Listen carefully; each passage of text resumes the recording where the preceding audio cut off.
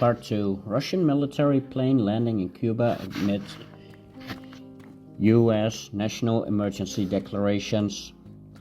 A U.S.-sanctioned Russian cargo plane, I'm not going to try to pronounce that, I'll try to put it on screen, operated by state-linked Aviacon Zitotrans, landed at San Antonio de los Baños airfield in Havana, Cuba on Saturday night, February 1st, 2026. This military installation, about 30 miles south of Havana, has raised alarms due to the plane's history of transporting equipment, echoing patterns between Nicolás Maduro's capture in Venezuela.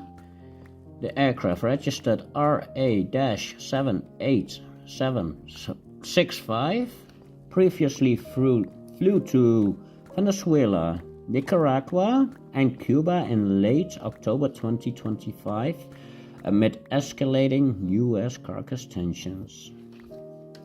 The landing coincides with Donald Trump's January 29, 2026 executive order declaring Cuba a national emergency, citing threats to the U.S. Secretary from Havana's alliance with Russia, China, Iran, and groups like Hamas and Hezbollah. The order imposes tariffs on countries supplying oil to Cuba, unless it aligns with U.S. policies, okay, that's funny, aiming to choke petroleum imports. Trump described Cuba as hosting Russia's largest overseas signals intelligence facility, posing an unusual and extraordinary threat, according to whitehouse.gov. Flight data shows the plane departed St. Petersburg via Sochi, stopping in the Dominican Republic, Mauritania, and allegedly and Algeria before Cuba. Speculation on cargo, including military hardware, through unconfirmed. This follows U.S. intervention in Venezuela on January 3rd, 2026, intensifying pressure on Cuba. Cuban dictator Michael Diaz-Canel has expressed invasion fears, prompting air defense preparations like the 2K-12 systems. Discussions amplifying tensions, post-warn of U.S. invasion risk, with videos of Cuban defenses like